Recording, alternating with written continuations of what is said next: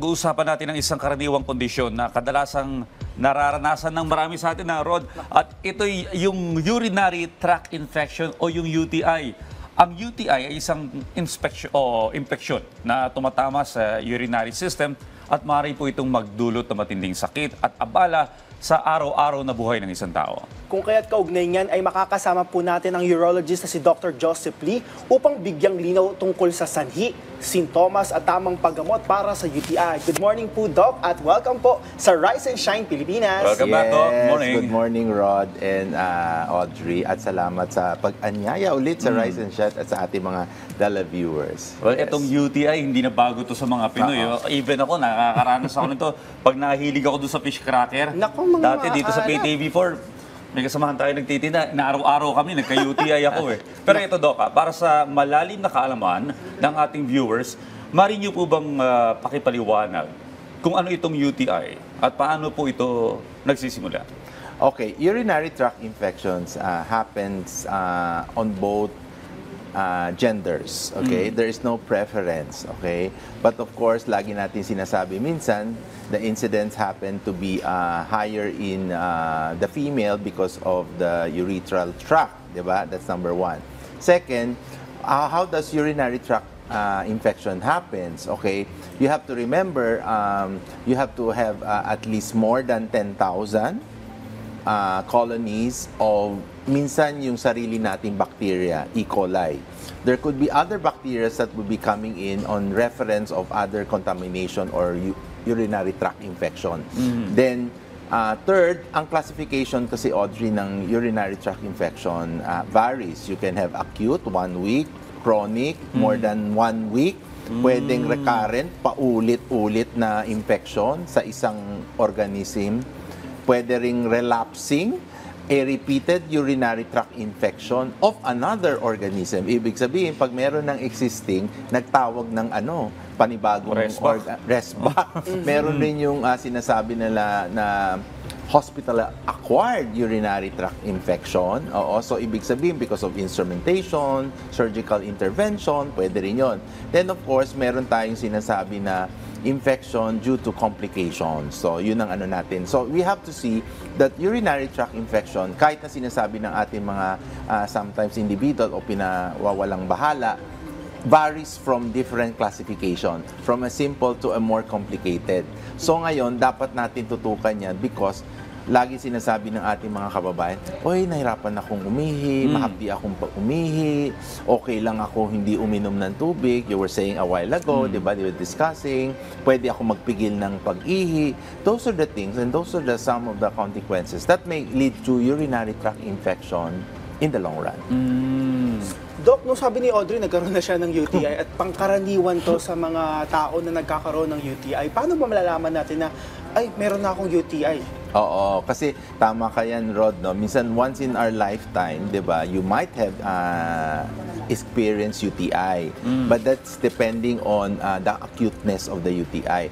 Now, paano malalaman? Of course, very basic, urinalysis, urine culture, no? May iba kasi nagbabase tayo sa urinalysis. When you say urinalysis, you get the peak of the pus cells. Ibig sabihin, ano ba infection count? Di ba? Lagi sinasabi. Mataas ba ang pus cell, ang WBC? But lagi nating dapat tandaan, Rod, Audrey, is we have to know the organism. Kasi pag alam mo yung organism, you know the sensitivity of the antimicrobials na bibigay mo. Kasi may iba tayo, minsan sinasabi natin, di ba? Humingi tayo ng gamot. Di ba, Rod? Pupunta kami, mga kaibigan ka, may UTI ako, sama pakiramdam ko. Dok, bigyan mo ako ng gamot. Pag rinisetahan ka ng gamot, minsan babalik ka after 10 days, hindi gumagaling. Because Hindi targeted? Exactly. Hindi targeted yung organism. So, ang proper diagnostic na pwede natin gawin ay para makombine is do a urinalysis and do a urine culture para malaman natin ang microbiome. So may specific pala na halimbawa antibiotic na para dun sa bacteria na yun. Okay, Doc, ano po yung mga sanhi o yung risk factors na nagdudulot ng UTI? Sino-sino po yung may mataas na posibilidad na magkaroon nito, yung mga buntis halimbawa at saka mga kabataan? Actually, there's no preference, even age, okay. no? Now, ang lang natin kasi, how do you treat pediatric UTI female UTI, geriatric UTI. Anong ibig sabihin geriatric? Nagkaka-UTI ang mga nagkakaedad. Nagkaka-UTI ang mga bata. Nagkakaedad ang mga, sabi nga ni Audrey, mga pregnant women. So, iba-ibang ano na to, no? The only thing that we need to know is kailangan mabilis, maayos, at yung panggagamot mo ay appropriate, yung sinasabi natin. Kasi UTI naman, when you see it at first glance and you treat it at the initial phase, madali namang gamutin.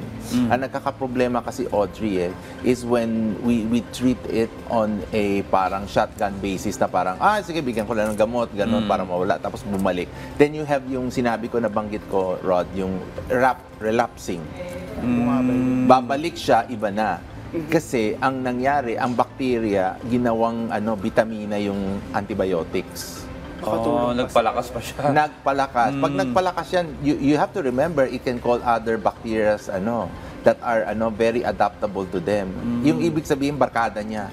Okay. Basta, lika dito, sama tayo, bilis. Nag-a-adjust pala ang mga bacteria. Nag-a-adjust rin yun. Pero ito kasi kinalakihan ko, no, kapag yung mga sabi-sabi ng mga nakatatanda nung araw, uminom lamang daw ng kalumbahin na uri ng coconut. Ito yung medyo malapot-lapot, tapos kulay pula. Pag kinapyas mo yung buko, no, kulay pula ito. O kaya magbuko lang na magbuko, mawawala na daw yung UTI. Actually, very simple lang naman eh. You just hydrate with simple water, plain water. You know, it doesn't have to be really branded or whatever. The buko is also water, but it doesn't have any effect. Sabi siguro, pwede yan in cranberry. Cranberry is very good sometimes that when you do, but research shows that may inflammatory. Once something has inflammatory or yung mataas ang antioxidant, it can pacify and reduce the number of infection count. Yun ang no?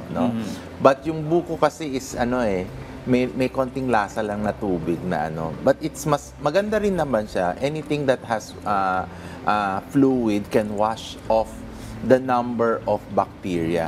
Bakit tatandaan natin kasi pag umiinom tayo, nalilinis natin yung pantog natin eh. So you have to remember that you prevent the number of colonization count. Ibig sabihin, dumami yung bacteria. The lesser the bacteria, the lesser the virulence. Ibig sabihin, hindi sila magiging mabaksik.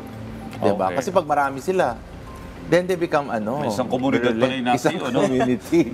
Oo. Doc, dagdag na lang, sabi nyo, kailangan targeted yung gamot para sa UTI. Kapag nakainom na ako ng tamang antibiotic para sa akin, gaano katagal po? At maiiwasan ba yung pag-relapse? Yes, this is the thing. Pag umokay ka na, no, pati yung paggamot sa'yo ay maganda naman siguro na sa tamang bacteria ang targeted natin. You have to have a follow-up. Have a clear urinalysis and urine culture. Ako, mga pasyente ko, after a month, pinipari-urine culture ko. Parang klarong-klaro, wala na. Because pag meron pa mga residual, alam mo, Audrey, pwede silang Ayun na nga, yung nagtatawag ng rest back. Mag-rest back, you call that. Pag Nagtatawag ng nag-rest rest back. back, mahirap mag-rest back ang bacteria. And they come in mas virulent, mas matapang. Alright. Maraming salamat po sa lahat ng impormasyon, Doc, para makaiwas tayo sa UTI. Sundin po natin yung mga ibinahaging tips ni Dr. Joseph Lee. Again, maraming salamat po, Doc. Thank you. Thank you, sir.